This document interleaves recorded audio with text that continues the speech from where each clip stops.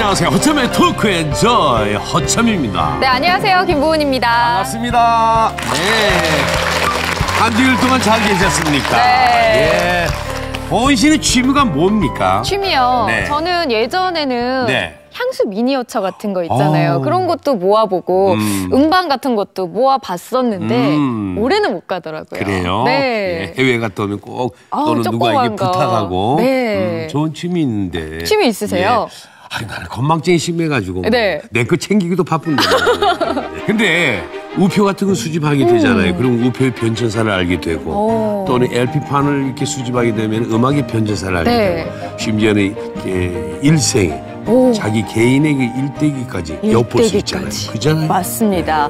특히 오늘 모실 주인공은요. 40년 동안 그냥 오래된 것만 모으시는 게 아니라 아니에요. 가치 있는 미술 자료를 위해서 40년 동안 정말 한우물을 파신 분입니다. 김달진 미술자료박물관의 김달진 관장님을 모셔보겠습니다. 박수로 환영해 주십시오. 네. 반갑습니다. 아유, 어서 오십시오. 반갑습니다. 네, 잘 오셨습니다. 꼼꼼한 성격 탓에 어릴 적부터 이것저것 수집을 즐겼던 아이가 미술계를 뒤흔드는 일을 냈다. 40여 년간 수집한 미술자료 5만 6천여 점으로 미술자료 박물관을 오픈했는데 요즘 국내는 물론 해외 미술 관련 전문가들에게 귀한 정보 창고 역할을 하고 있다. 평생 미술자료 수집만을 위해 살아온 남자 김달진. 이제는 걸어다니는 미술 사전으로 통한다고 하는데 지금 바로 미술 박사 김달진을 만나보자. 그 미술자료 박물관을 운영하시고 계시지 않습니까? 네. 예. 미술자료박물관은요. 네. 미술이 어떻게 보면 이제 전시를 하게 되면 이 도록이라든지 팸플렛이라든지 포스터가 만들어지잖아요. 네. 그러면 그 작품보다는 전시에 관련된 자료들을 모으는 곳으로 생각을 하시면 됩니다. 그림은 그럼 없습니까? 전혀 없다고 할 수는 없고요. 네. 작품하고 또 뭐 드로잉이라든지 이 스케치 이런 것도 좀 네. 조금은 가지고 있습니다. 아, 그렇습니까? 그러니까 뭐 미술의 전반적인 모든 게 다 있다고 보면 되겠네요. 그렇죠. 어떻게 보면 한 작가에 대한 그 선생님이 썼었던 어떤 화구라든지 그분이 이렇게 주고받았던 어떤 영수증 아니면 뭐 일기책 굉장히 넓은 범위의 영역을 차지하고 있습니다. 이야. 재밌네요. 영수증까지 있다고 하니까. 그 자료가 얼마나 소장돼 있습니까? 그래서 뭐 양으로 얘기하기는 그런데요. 저희가 지금 그 서울의 그 홍대 앞에 네. 김달진 미술자료박물관이 있고요. 네. 또 거기에서 이제 많은 도서를 가지고 있습니다. 그래서 그 도서는 저희가 전체적으로 지금 그 4층 건물이고요. 전관을 쓰고 있고 방이 6개입니다. 그래서 토탈 150평 정도가 되고 있습니다. 아, 그렇습니다. 꽉 채우신 건가요? 예. 네. 무게로 치면 한 18톤 정도 된다고 들었어요. 제가 고향이 충북 옥천 이원이에요. 근데 충북 옥천 이원 지금 둘째 형님 집 방에 지금 4.5톤이 자동차를 한 대 실어다 놓은 게 있는데 그게 또 워낙 양이 많고 서울에서는 공간이 좁기 때문에 지금 서울에 합쳐놓지 못하고 있습니다. 훨씬 더 많은 양이 지금 네. 있다는 거군요. 네, 서울에서는 더 넓은 공간을 차지할 수가 없으니까. 예. 예. 이런 미술 자료 박물관이 또 있습니까? 저희가 2008년 3월에 이제 김달진 미술자료박물관이 서울시 이종박물관으로 등록이 되어 있고요. 예. 네. 이렇게 미술자료박물관으로만 운영되는 건 저희가 많지가 않죠. 예. 최초인가요? 뭐 최초. 예. 최초이면서도 유일하지 않을까? 네, 그렇죠. 네. 박물관이 일단 궁금한데요. 네. 홍대 앞이라고요? 네. 예, 한번 가보도록 하겠습니다. 여기가 바로 서울 마포구 창천동에 위치한 김달진 미술자료박물관. 40여 년간 김달진 소장이 직접 화랑가를 돌며 수집한 손때 묻은 자료들이다. 미술과 관련된 단행본, 화집, 전기가랭물, 미술학회지, 논문, 스크랩까지 아이고 숨차다. 미술과 관련된 것이라면 작은 종이 하나라도 귀한 보물로 모셔놓은 박물관이다. 이곳에는 약 18톤 분량의 미술자료 5만 6천여 점이 소장되어 있다는데 궁금하지 않나요? 월요일부터 토요일까지 무료로 개방된다고 하니까 미술 애호가라면 주저 말고 후딱 한번 다녀오셔요. 다른 박물관이나 미술관의 경우에는 주로 작품이나 그런 유물들이 많이 전시되어 있는데요. 이 박물관은 특이하게도 그런 전시회에 사용되었던 팸플릿이나 출간되었던 도록들이 전시되어 있어서요. 그런 것들을 배울 수 있어서 굉장히 좋은 박물관 같아요. 방대한 미술 자료를 모은 수집의 달인 김달진 소장. 40년 하면 이제 지겨울 법도 한데 직원들과 매일같이 10여 개의 신문을 뒤적이며 각종 미술 관련 자료들을 속속들이 찾아낸다. 전시에 대한 자료라든지 또 우리가 일반적으로 놓치기 쉬운 신문의 부음란 그런 데를 통해서 이제 우리나라 작가들이 하는 그런 날짜 같은 거를 조사하기 위해서 아침에 조간신문 한 13 정도인데 이제 직원들이 나눠서 신문들을 보고요. 또 거기서 중요한 거는 저희가 이제 달진.com 웹사이트를 통해서 헤드라인을 다 이렇게 올려주고 있고요. 미술 쪽에서는 굉장히 많은 이런 정보 제공을 빠르게 하고 있습니다. 자, 그럼 지금부터 보물 중에 보물들을 공개합니다. 여기의 자료들은요, 1929년도 경복궁 안에서 열렸던 조선 박람회 때 자료입니다. 그래서 여기 지금 보이는 입장권은 그 당시 조선 박람회 때의 입장권이고요. 또 옆에 거는 경복궁에서 열렸던 조선 박람회 때 기념 메달이 되겠습니다. 소장님, 희귀 자리가 더 있다고 들었는데 공개 안 되나요? 지금 저희가 가지고 있는 것 중에서 1717년, 그러니까 거의 300년이 된 중국 청나라 때 서경대전이라든지 1921년도하고 22년도에 딱 2번 나왔던 서화협회 해부, 저희들이 가지고 있는 자료를 이렇게 일일이 나열할 수 없을 정도로 많은 희귀 자료들을 저희들이 가지고 있습니다. 미술자료박물관과 함께 운영되는 미술자료정보센터.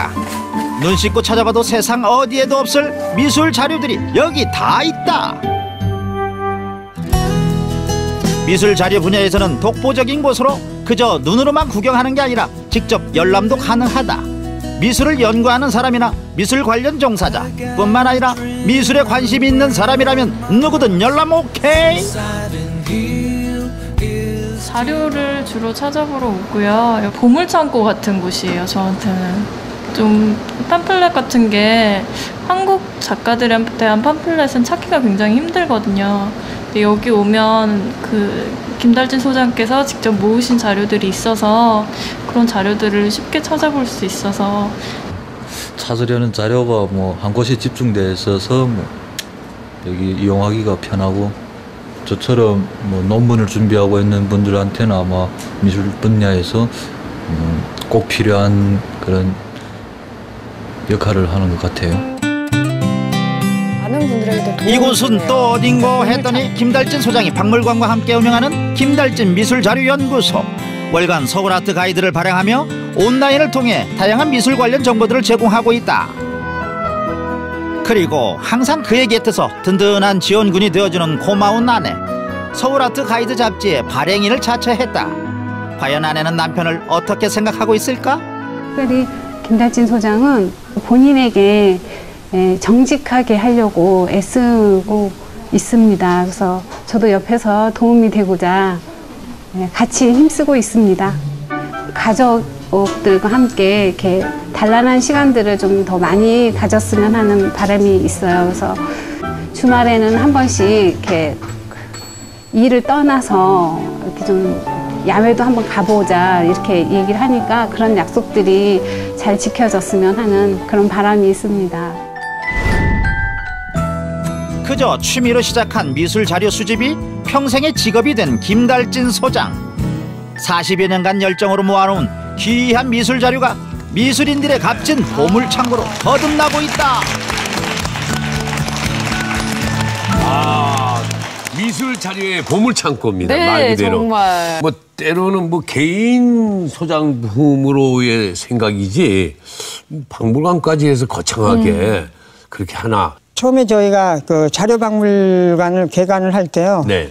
우리가 일반적으로 이렇게 박물관 하면 물리적으로 큰 공간을 생각을 하게 되는데요. 네.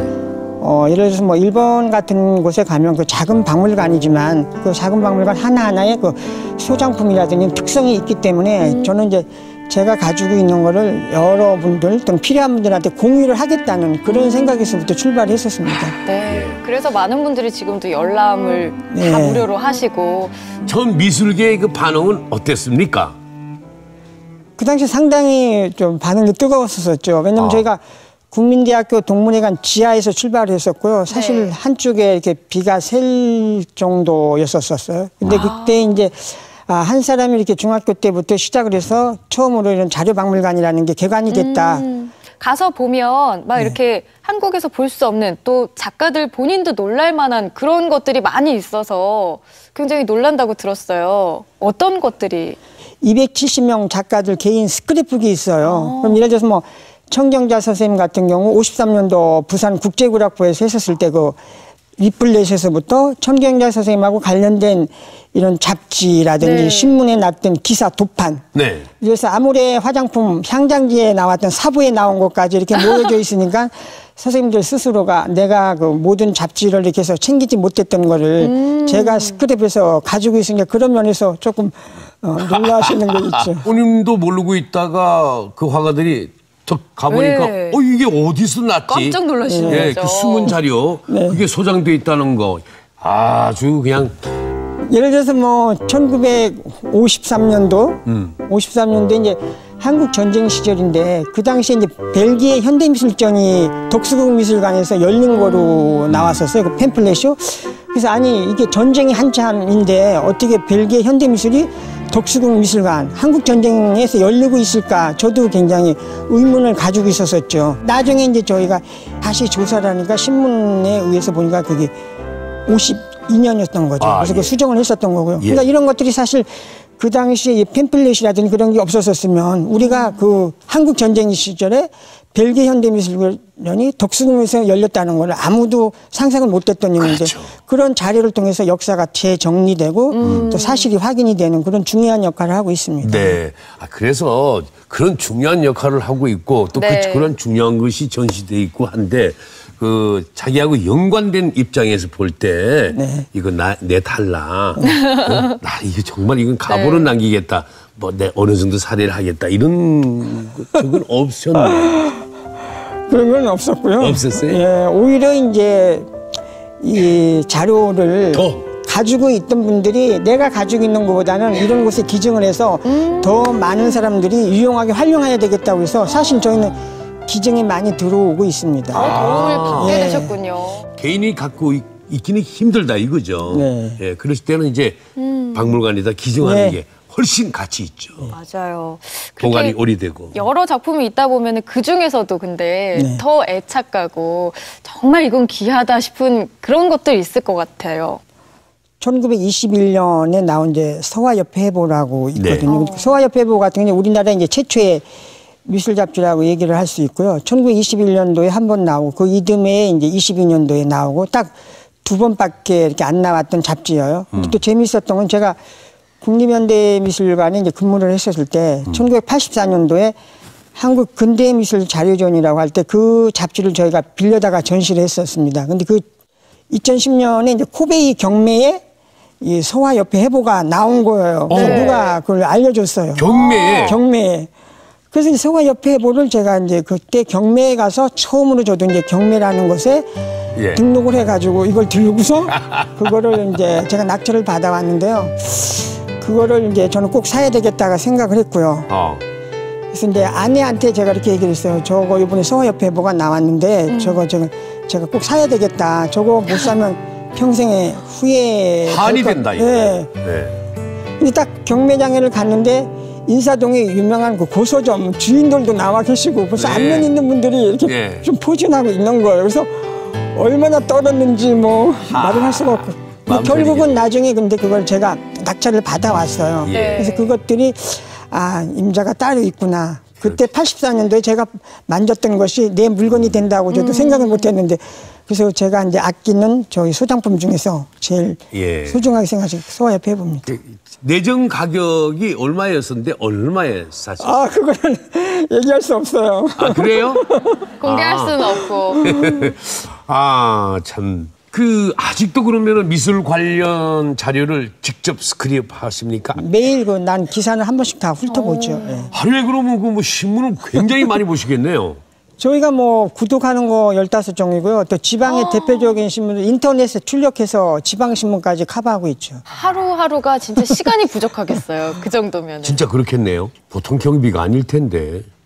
저희 재호는 이제 월간 서울 아트 가이드라고요. 네, 직접 하시는 건가요? 이 발간을? 잡지를 만들고 있습니다. 그래서 이 잡지가 이제 2002년 1월에 창간을 했고요. 네. 그래서 이 잡지가 이제 사실은 처음에 이렇게 한번 보여주세요. 12쪽 잡지라고 하기에는 브로시였었죠. 그래서 처음에 이걸로 출발을 해서 이제 발전이 됐죠. 그래서 처음부터 서울의 인사동이라든지 사간동 이런 지역별로 이제 그 전시장을 표기를 해서 한 달에 이제 전시 일정을 쭉 소개했었던 거죠. 첫 시작이 그러면 이렇게 12페이지 정도로 시작을 해서 접지였었던 거죠.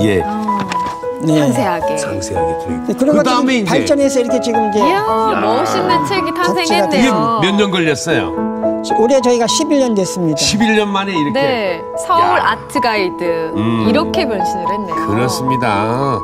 야. 지금 국내에서 이제 제일 많이 보는 잡지가 됐고요. 저희가 지금 매월 3만 부, 그러니까 최고의 잡지가 됐죠. 예. 이것을 그러면은 구독하시는 분들은 어떻게 하는 거예요? 서울의 미술관 화랑을 통해서 무료로 이렇게 본인이 이렇게 집어가면 되고요. 집에서 이제 댁에서 이렇게 받아보신 분들은 1년에 우편료 2만 원. 우편료만 받고 저희가 12권을 발송을 해드리고 있습니다. 2만 원이면 많이 남지도 않겠는데요. 그럼 우편료입니다. 저희가 김달진 미술자료박물관이 사실 사립박물관이지만 공식적으로 2009년도에 김달진 미술자료박물관 후원회가 조직이 돼서 미술계 어르신들이 많이 고문 이사로 참여를 해줘서 지금까지 김달진 미술자료박물관 후원회가 지속되고 있습니다. 주로 어떤 분들이십니까? 처음에 시작했을 때. 시인 김남조 선생님, 또 한국박물관협회 회장이고 지금은 명예회장으로 계신 김종규 회장님, 대한민국 예술원 회원인 유희영 선생님, 이종상 선생님, 윤영자 선생님, 대한민국 예술원 회원만 해도 4분이나 거기에 참여를 해주셨을 만큼 굉장히 저희 해왔던 일에 대해서 어떤 그 비중이라고 할까 역할을 크게 생각해 주셨던 것 같습니다.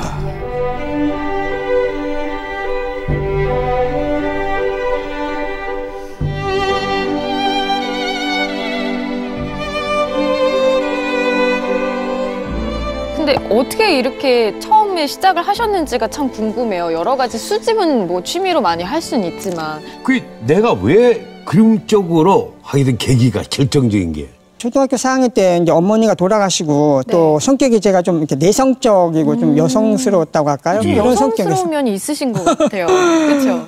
그래서 그거를 모아기 시작을 하다가 이제 그렇게 된 것 같아요. 되게 좀 꼼꼼하시고 워낙에 그쵸, 뭘 잘 수집을 하시고 어렸을 때는 그 우표 같은 거 있잖아요. 그거 모으려고 이렇게 줄 서서 막 기다리기도 하셨다고. 네. 대전 우체국에서 이제 발매를 하면 남보다 이제 먼저 가서 기념우표라는 것도 한정 매수로 발행이 되는 거니까 거기 가서 이제 우표라든지 시트지라고 해서 같이 세트로 구입을 하고 이렇게 했었었죠. 그때 이제 제가 중학교 다니면서 우표라든지 껌 상표, 담배값 이런 것들을 모으다가 이제 지금처럼 이런 전시회를 이렇게 볼 기회가 많지 않았고요. 또 이런 지금처럼 좋은 화집이 나오지가 않았었죠. 그래서 주부생활이라든지 여원 이런 여성 잡지에 한 달에 이달에 이제 화보해가지고 이만한 크기로 칼라로 명화가 나오면은 그 명화를 뜯어 모으던 거에서 출발을 해서 그것이 지금까지 하면서 이렇게 발전해 왔던 거죠. 자료는 이제 예를 들어서 여성 잡지에 이제 명화 한 장 나오면 그 당시 청계천 7, 8, 9가가 이제 고서점 헌책당들이었었죠. 거기 가서 이제 사정해가지고 그 낱장으로 뜯어서 팔라고 이렇게 하면은 어떤 서점 주인들은 이제 그 필요한 낱장을 이제 뜯어서 저희가 10원이나 20원 주고 사기도 하고 또 어떤 분들은 책을 뜯게 되면 그 책이 훼손이 돼서 책을 버리게 되는데 어떻게 책을 뜯어서 팔 수가 있느냐. 우리는 책을 뜯어서 팔 수가 없다. 그래서 이제 그렇게 해서 못 사는 경우도 있었고. 그래서 그런 것들이 이제 한 장, 두 장 모아져서 270명 작가들의 이제 그런 개인 스크랩북이 된 거죠. 근데 그런 것들이 사실 또 지금 지내놓고 보면은 거기에서 꼭 필요한 그 낱장만 뜯었을 게 아니라 그것이 들어있는 책의 원본을 보존하고 있었어야 되는데 그거를 낱장만 뜯고 그 원본을 버렸기 때문에 지금 와서 보면은 아 그것이 조금 잘못했었던 부분이라는 게 늦게 좀 깨달은 그런 부분이 있죠. 하나의 이제 취미가 네. 직업이 돼버렸어요. 그죠? 네. 예, 취미가. 그 신문을 많이 모으니까 어르신들이 너 매일 신문 쪼가리 모아가지고 밥 그러게요. 먹고 살겠느냐고 저한테 아주 직접적으로 그런 말씀을 하셨었어요. 네. 또 저도 그거 가지고 어떻게 밥 먹고 살 수 있을까라는 어떤 의문점도 가지고 있었고 그런 것들이 하나하나 이렇게 발전이 돼서 결국은 이제 그것이 취미가 직업이 됐고 또 직업이 천직이 됐고 또 네. 그걸 가지고 사회적으로 인정을 받고 또 그쪽에 어떤 선구자가 된 저는 굉장히 자연스럽게 제가 좋아야 했던 일을 가지고 좀 성공한 그런 사례라고 말씀드릴 수 있을 것 같네요. 집에서나 뭐 사무실에서나 뭐 말하자면 신문을 봐야 되고 잡지를 봐야 되고 인터넷에 가서 그런 정보를 찾고 사실은 이렇게 돌이켜 생각하면은 아 내가 좋아하는 걸로 살았지만 또 어떻게 보면 반쪽 인생이다. 제 스스로 그렇게 생각할 때가 있습니다. 왜냐하면 뭐 바둑을 둔다든지 뭐 고스톱을 친다든지 뭐 이런 거를 전혀 못하고 올리 신문에만 이런 자료 수집에만 매달렸기 때문에 그렇게 보면 어떻게 보면 반쪽 인생이 아닌가 그런 생각을 할 때가 있습니다. 다른 취미는 없었어요? 다른 취미 없었어요. 그래요. 진짜 오로지 오로지 신문 보시는 것만 모으는 것만. 결혼했을 때는 이제 문제가 확 달라지거든요. 그거 어디다가 집에 막 어떻게 쌓아놓고 쓰려고 이러면 찾아다니고. 네. 저는 제가 이렇게 일을 할 수 있었던 거가 그 아내가 이런 일을 이렇게 도움을 주고 이해를 했기 때문에 가능했고요. 저는 아내를 제가 고등학교만 졸업을 하고 월간 전식이라는 거 잡지사에서 근무를 했었습니다. 네. 근데 사실 뭐 나이 30 될 때까지 뭐 이성 교제라든지 그런 걸 전혀 못했었어요. 근데 이성이 이렇게 자연스럽게 관심이 간 분이 없으셨어요? 아니 그러니까 그때까지 몰랐고 이제 어른들이 이제 걱정을 하는 거죠. 맞아, 나이는 짝을 채워줘야지 어른들은 스스로 네네네. 일을 다 하신 걸 생각하니까. 예. 그래서 이제 30 돼가지고 이제 저도 결혼이라는 걸 생각을 했고, 그래서 어느 날 이제 갑자기 같이 근무하는 이제 그 월간 전시회사의 그 여직원이 이제 눈에 들어왔다고 표현해야 될까요? 네. 보니까 이제 굉장히 나름대로 열심히 그 야간 고등학교를 다니면서 와서 이렇게 직장 생활을 하고 있고 또 붓글씨를 쓰고 또 책을 열심히 읽고 그런 두세 가지가 굉장히 저한테 장점으로 들어왔어요. 그래서 내가 이제 프로포즈라고 할까? 편지를 쓰기 시작해가지고 그래서 결혼으로 연결이 됐고요. 그래서 같은 직장에서 만났기 때문에 아내가 이제 저희 하는 일을 이해를 했고 아, 이걸 좋아하는 거라서 그런 부분에서는 이제 제가 아내를 잘 이렇게 만났던 것 같습니다. 네. 그 이제 그러면은 계속해서 그 잡지사에서 기자 생활을 계속 하시면서 네. 그쪽 길로 이제 계속해서 가셔야 되는데 네. 언론 통폐합 이루어졌었잖아요. 저희 월간 전식에도 그때 이제 폐간이 됐죠. 그래서 저도 그 월간 전식이라는 잡지에서 나오게 됐고요. 나중에 이제 2년이 돼서 제가 이제 국립현대미술관에 1981년부터 96년까지 15년간 국립현대미술관에 근무를 했고 거기에 이제 처음으로 국립현대미술관에 자료실이라는 게 만들어졌죠. 그래서 네. 국립현대미술관에 어떤 자료실을 이제 처음 만들기도 했었었죠. 자료실까지. 네. 중요한 거는 그 이제 결혼해서 그러면서 부인은 계속해서 그 취미에 대한 내조를 꾸준히 네. 하셨군요. 예, 이해를 해주고 도와줬죠. 네. 하지만은 살다 보면은 큰 벽에 부딪히게 되잖아요. 네. 생활이 어렵다라든가 아이를 낳게 되면서부터. 글쎄 지나간 일인데 뭐 좀 가슴 아팠던 일이긴 한데요. 네. 저희가 이제 위에가 딸이고 밑에가 이제 아들인데 그 정연이가 이제 그 당시 외소증이라고 해가지고요. 그 성장 호르몬이 이제 부족해가지고 같은 또래 애들보다 이렇게 자라지 못하는 그런 일종의 그거였었는데 이제 그 당시 뭐 그 주사 약값이 45만 원이었었어요. 45만 원. 네. 근데 뭐 저는 뭐 국립현대미술관 굉장히 직급이 낮은 이런 공무원이었기 때문에 그 약값을 감당하기가 어려웠고요. 그래서 이제 아내가 그때 뭐 한겨레 신문 배달도 아침에 신문 배달도 하셨어요. 신문 배달도 했었고요. 그래서 이제 국립현대미술관에서는 이제 저도 정년 퇴임까지 있으려고 했었지만 도저히 그 월급 받고 제가 거기서 근무를 계속 할 수가 없었어요. 그래서 이제 바깥으로 이제 나오게 됐고 그 다음에 이제 제가 그 당시에 그 월간 미술이나 간아트 잡지에 글을 많이 썼었죠. 그래서 지금 그 서울 옥션에 이제 이호재 회장이 이제 가나화랑 대표를 했을 때 그분하고 인연이 돼서 이제 제가 가나화랑의 자료실장으로 옮기게 됐죠. 참 끝끝내 자료실로 이제 찾아 들어가네요. 예. 중간에 어려움도 많이 있었고. 미술 자료 수집은 계속해서 네. 하셨고. 네네. 본인도 스스로 또 어디 대수술까지 했다는 얘기도 있고.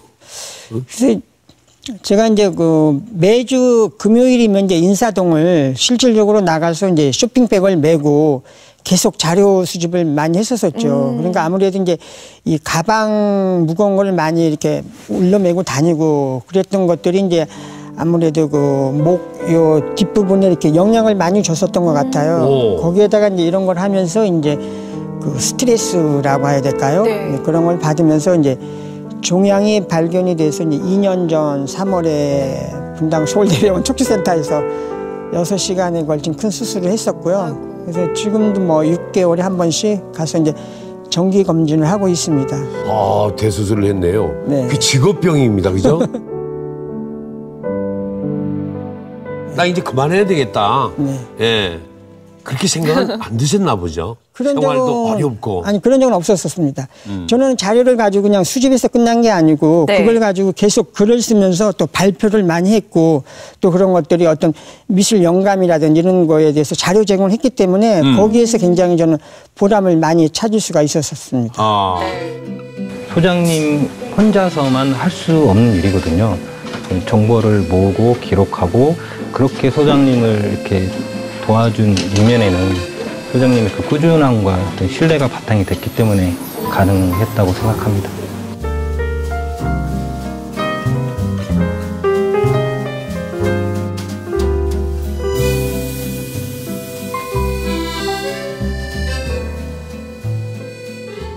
네. 자신의 꿈이 이제 점점 더 구체화되어 가게 되겠네요. 네. 네. 그 꿈이 박물관이었습니까?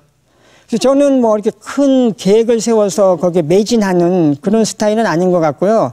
이래서 2007년부터 이제 자료실을 일반인들한테 월수금 일주일에 이제 3번 오후 시간만 공개를 하다가 이걸 조금 더 발전시켜야 되겠다고 해서 이제 박물관을 만들고 또 나중에 정보센터가 됐었던 것처럼 이렇게 하나하나 하면서 이렇게 조금 그걸 키워갔던 그런 스타일이었었던 것 같아요. 자연스럽게 네, 그런 것들이 또 이어져 갔네요. 그러다가 이제 비가 새는 첫 번째 보물창고 겸 박물관을 시작하게 됐네요. 얼마나 뿌듯하셨을까요? 거기가 보물창고라고 했었잖아요.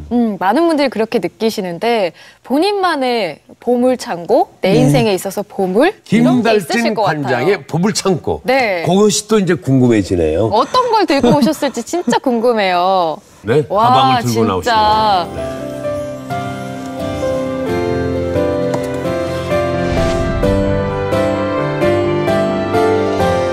공개해 주십시오. 네.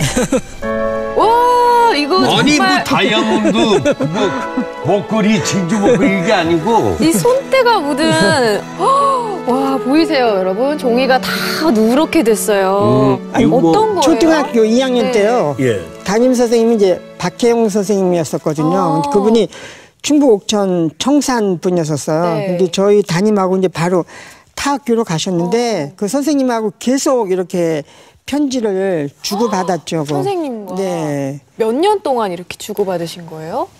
그게 뭐 한 10여 년간 계속되고 그 위에 성인이 되었을 때도 계속 연결이 됐었었죠. 아, 선생님이 그렇게 답장을 계속 해주시던가요? 네. 그게 첫 번째. 초등학교 때예요, 그게? 네, 사랑하는 달진아 받아보아라. 이제 날로 더위에 심해가는 이때 아버지께서 안녕하시며 너도 몸성이 공부 잘하고 있는지 궁금하던 차 전주에 너의 정서를 받고 무한 기뻐했다. 그간도 여전 건강한 몸으로 공부 잘 하는지 그런데 너를 사랑하여 주시던 어머니께서 세상을 뜨셨다고 참으로 무어라 할 말이 없구나. 나도 무척 섭섭하고 슬픈 일일지언데 너야 오죽이나 슬펐겠느냐. 인생이란 언젠가는 세상을 버리는 것이 철칙이니 어찌 막을 도리가 있겠느냐. 너무 섭섭하고 슬픈 일이지만 그래도 더 용기를 얻어 몸 건강히 하면서 아버지와 형님, 누님들의 말 잘 듣고 훌륭하신 여러 선생님들의 지도 잘 받아서 공부 잘해서 앞으로 우리나라의 훌륭한 일꾼이 되어야 한다. 이런 내용이 쓰여져 있습니다. 지금도 막 뭉클하시죠? 이 선생님 대단하시네요. 네. 여자 선생님이세요? 아니요, 박경수 선생님 남자 선생님. 선생님이세요. 근데 글씨도 이렇게 잘 쓰시네요. 야, 아주 편지가 오랫동안 지속됐었어요. 예. 그 이후에도 이제 연결이 돼서요. 선생님이 저 국립현대미술관에 근무할 때 예. 거기도 찾아오셨고. 아, 진짜. 그런데 오래전에 돌아가셨죠. 그렇습니까? 근데 보통 우리는 초등학교는 하나도 없잖아요. 그러니까 스승의 날 한 번 보내본 것밖에는 네. 받아보지도 않고 예? 맞아요. 보내본 적도 없는데 선생님과의 스승과 제자의 이 교류가 이런 우정이 이렇게 오랫동안 있고 또 그걸 스크랩을 이렇게 해놓으신다는 건 진짜 보통 수집벽이 아니네요. 네? 대단하십니다. 네. 정성이. 이야. 그다음에 또 이거는 우표 수집이라고 써 있어요. 이제 중학교 다닐 때요. 네? 69년, 71년 그때 당시 이제 수집했었던 거고요. 조선시대 풍속가 이재관의 전가 독서도라든지 또 이 강산 무진도, 변상봉의 맹호도 이런 우리나라 이제 그림을 가지고 우표로 만들었던 거. 특히 이건 저의 이제 미술 자료 수집하고 관련이 있기 때문에 다른 우표들은 없어졌었지만 이건 제가 이렇게 더 끝까지 네. 이렇게 보존했었던 것 같습니다. 이야, 정말 많아요. 종류도 많고. 이게 중학교 때 이제 네, 이렇게. 중학교 때 우표입니다. 이것을 언제까지 하다가 이제 그만두신 거예요? 고등학교 되면서 이제 우표 수집은 그만두고요. 명화, 네. 미술 자료 수집에 더 열중했었었죠. 아, 예. 네. 아름다운 추억입니다. 이거는 그 충남중학교가 신흥동에 있었기 때문에요. 네. 그때 그 교지 제목이 신흥이었었고요. 거기 이제 한눈에 봐도. 중학교 1학년, 2학년, 3학년 네. 3년 동안 국구감에 썼었던 것이 이제 학교 교지에 실려졌었었죠. 글을 잘 쓰셨어요. 네. 수집도 많이 잘 하셨지만. 그게 수집의 달인입니다. 네. 진짜 그러니까 꼼꼼하시고. 어느 하나 버리지 않고. 자녀들은 이걸 봤어요? 예, 복수 깜짝 놀랐어요. 이제 아빠가 이제 수집벽을 알기 때문에. 네. 그러려니. 예. 신혼초에 새들어 살던 집에서 쫓겨날 정도였다. 이 취미 활동 때문에, 수집벽 때문에. 그 얘기를 좀 들려주세요. 예, 그 1994년도에 네.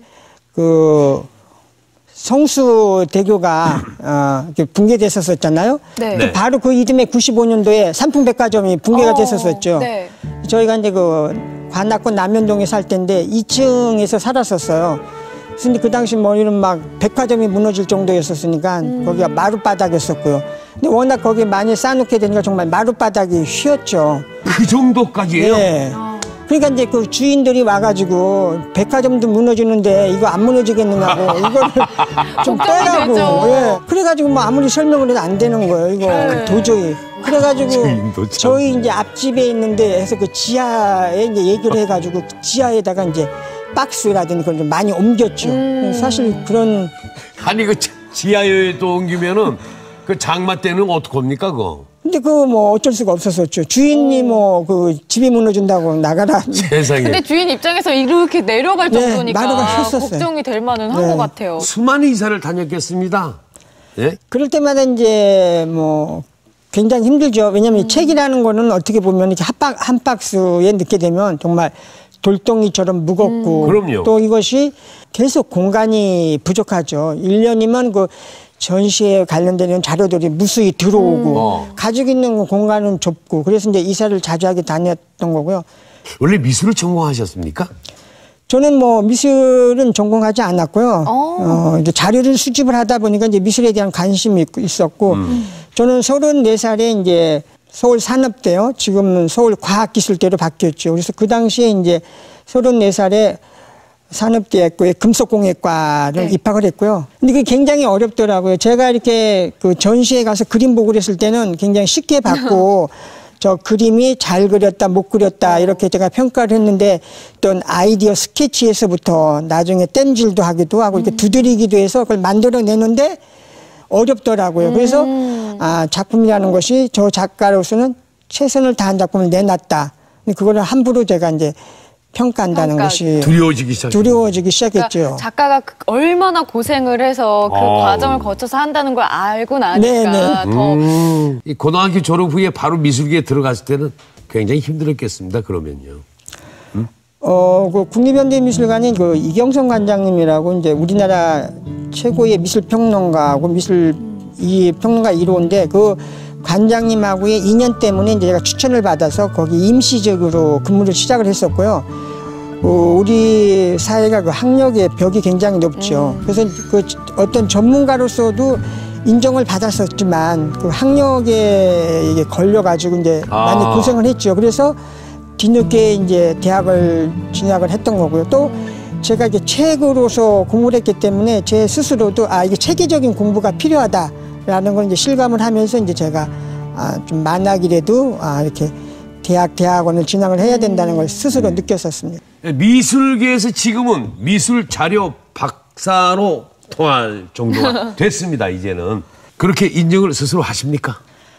아무래도 이제 그 미술 자료에 대해서 뭐 몇십 년을 하다 보니까요. 국내에서 어느 정도 활동하고 있는 작가들은 이름 정도 되면 그분의 나이가 어느 정도고 어느 학교를 나왔고 그 사람의 화풍이 어떻고 미술계에서 어떤 위치가 어떻고 그런 정도는 다 해서 이제 그런 별명이 붙어졌던 것 같습니다. 그러면 잠시 테스트 좀 해봐야겠습니다. 네. 저희가 그럼 테스트를 안 해볼 수가 없죠. 바로바로 해볼까요? 네. 이중섭은 어떤 화가입니까? 이중섭은 뭐 우리가 얘기하는 그 황소 소그림으로 이렇게 유명했었던 작가고요. 네. 1916년에 태어났죠. 예. 1956년도에 타계를 했고요. 예. 우리나라의 뭐 대표적인 작가고 그 사람이 이제 일제 때 어떤 소를 통해서 우리 민족의 어떤 울분이라고 할까 이런 것들을 그려낸. 호는요? 대향. 예. 진짜 어쩜 이렇게 술술 나오시죠? 고암 이응로 화백은? 이응로 화백은 굉장히 참 정치적으로 이렇게 어려웠던 분인데요. 사실은 고암 선생님이 프랑스에 가가지고 한국의 이런 거를 세계적으로 알린 굉장히 대표적인 작가예요. 그래서 지금 그 대전 시립미술관 옆에 고암 이응로 미술관이 있고요. 처음에는 평창동에 만들어졌다가 몇 년 전에 이제 대전으로 와서 대전 시립미술관으로 됐다가 그 후에 이제 재단법인으로 됐죠. 그래서 지금 이지호 관장님이 거기 관장으로 좀 일을 하고 있습니다. 대단하십니다. 어떻게 이렇게 또 토크 엔조이에 출연하셨어요. 이종상 화백은 누구예요? 일랑 이종상 선생님은 여기 충남 출신이고요. 서울대학교에서 오랫동안 교수를 하셨던 분이고요. 네. 지금 뭐 예술원 회원이고요. 최근에 충남 쪽에 이제 지금 그 미술관 건립이 추진되고 있습니다. 이야, 이분의 그림은 가장 대표적인 게 독도가 있고요. 네. 또 국전시대에 했었던 작업장이라는 거가 있고요. 그리고 우리가 아주 좋아하는 게 있는데 그 화폐, 지폐에 들어간 신사임당상요. 네. 예. 진짜 5,000원, 5,000원 인물을 유일하게 화폐에 이렇게 그림이 들어간 선생님이죠. 예. 끝으로 한 분 더. 허참 화백은. 이야. 그렇죠. 연예계 조영남 씨 등, 뭐 최백호 씨, 뭐 배일호 씨 최근에 작가로서 이렇게 개인전을 몇 편 했기 때문에 조영남 선생님 같은 경우는 대한민국 미술 인명록 그 책에도 수록이 됐고요. 그래요? 됐어요? 네. 허참 선생님께서도 그림을 지금 취미로 그러시는데 곧 조만간 작품 발표하시면 꼭 좀 올려주세요. 네, 그래서 2010년도에 미술인 인명록을 펴셨다고요? 네. 그 대한민국 미술인 인명록은요. 우리가 얘기하는 뭐 박수근, 이중섭, 또 한국화에서 6대가 청전이, 이상범, 소정, 병관식 이런 분들은 어디에서나 이제 자료 찾기가 쉽죠. 그분들에 대한 개인 화집이 그 책이 있는데, 근데 같은 동시대에 살았던 우리가 얘기하는 좀 덜 유명했던 분들은 타계하게 되면 자꾸 잊혀지고 묻혀지고 그 존재가 없어지는 거죠. 그래서 그 당시 제가 월간 전시회사에 근무하면서부터 한국 근대작고 작가 인명록이라는 걸 쭉 연재를 했었습니다. 그래서 그거를 언젠가는 제가 책으로 만들어내야 되겠다는 생각을 계속 하고 있었고요. 그때 제가 만들었던 거는 1850년도에 그 채용신에서부터 1960년도까지의 이제 작가들에 대한 자료를 총 모았습니다. 근데 거기에서 이제 우리가 잊혀져가는 작가들을 많이 모았기 때문에 그 책에 대한 이제 반응이 굉장히 뜨거웠었고요. 그 책이 나왔을 때 이제 어떤 후손들이 우리 할아버지가 화가였었는데 어디 봐도 이름 석자가 안 들어있는데 그럼요. 그 책에 할아버지 이름이 들어있고 간단한 양력이 몇 줄이 있으니까 그 책을 좀 보내달라. 우리 집에 가보로 하겠다. 그런 식으로 얘기를 했고요. 그래서 제가 여기서 생각했던 거는 밤하늘에 1등별만 있는 게 아니고 2등별, 3등별이 있어야 또 1등별이 더 빛이 나는 것처럼 동시대에 살았던 2등별, 3등별도 우리가 미술사 연구를 할 때 더 폭넓게 연구를 해야 우리나라 미술사가 더 풍부해지죠. 그래서 그런 것들을 한데 모아서 나중에 후손들이 더 찾아볼 수 있게끔 하기 위해서 대한민국 미술인 인명록 1을 제작을 했고요. 앞으로 제 의지로서는 이것이 2권, 3권으로 이어지게끔 노력을 하겠다는 제 의지의 표명으로 대한민국 미술인 인명록 1이라고 붙였습니다. 네, 정말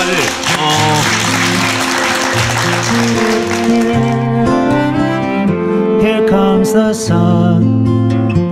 Here comes the sun. I say it's alright. 참 미술 역사의 한 페이지를 장식하셨다 해도 과언이 아닙니다. 40년 수집 인생을 후회하지는 않습니까? 네, 저는 굉장히 행복하다고 생각을 합니다. 제가 해왔던 일을 가지고 직업을 만들었고 그걸 통해서 어떻게 보면 제가 먹고 살았고요. 또 그걸 통해서 사회에서 인정을 받고 또 거기 어떤 새로운 길을 열었다는 그런 거에서 저는 보람을 느끼고 있습니다. 그 앞으로의 꿈이 있으시다면? 가장 이제 앞으로의 이제 걸림돌이 이 돈에 대한 재원에 대한 문제인 것 같습니다. 일이라는 건 열심히 하다 보니까 제가 자료박물관까지 만들었는데요. 저희 같은 경우 지금 자체적으로 공간이 없어서 지금 어떤 문화예술위원회의 그 예술 전용 공간 임차 지원 사업이라는 거 지원을 받았습니다. 근데 그게 2010년에 받아서 2012년에 이제 끝나는 건데 평가를 해서 2014년에 이제 그 돈을 회수를 해가겠다고 해가지고요. 지금 2014년 9월 30일 이후에는 저희들이 가야 할 공간이 이렇게 정해지지 못해서 그 공간을 나오게 되면 이제 확보가 안 되면 정말 저희들은 길바닥에 앉을 수밖에 없습니다. 그래서 지금 공간에 대한 문제하고요.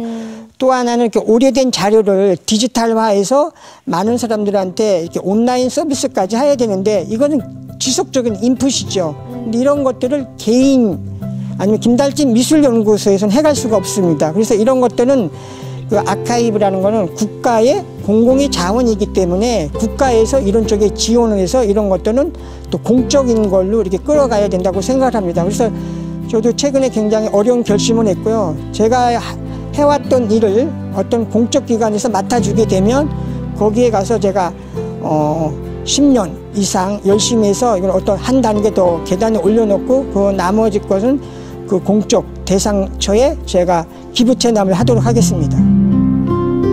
저희들이요. 네. 네. 선물로 준비한 게 있습니다. 저희가 네. 짠. 저희들이 네. 김달진 설명서에서요. 네. 김달진 관장님의 모든 것을 여기에 담았습니다.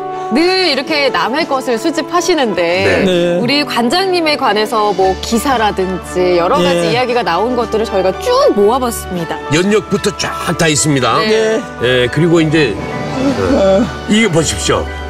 여기 페이지마다 저희들이 또 이거 준비하느라고 50년이 걸렸습니다.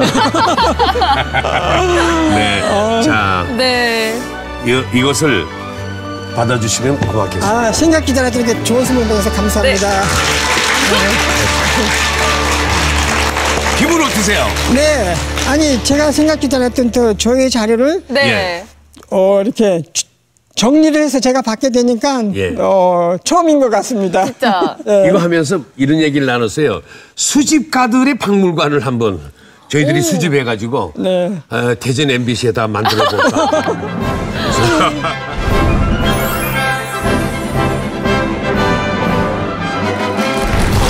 이 80년대 미술 수집 자료광에서 시작해서 이렇게 전문가가 되시기까지 정말 그 과정도 쉽지는 않았는데요. 작은 것 하나하나도 소홀히 하지 말아야겠다 이런 생각도 많이 드는 것 같아요. 그렇습니다. 네. 오늘의 정확한 기록이 내일의 정확한 역사를 만든다. 네. 네, 이렇게 말씀을 드려도 과언이 아니죠. 40년 평생 외길로 걸어온 수집 네. 달인 네, 김달진 소장님의 그 업적이 미술사의 길이 남으시기를 진심으로 바랍니다. 네. 감사합니다. 대단히 고맙습니다. 박찬만의 토크 엔조이는 또 다음 주에 인사드리겠습니다. 대단히 감사합니다.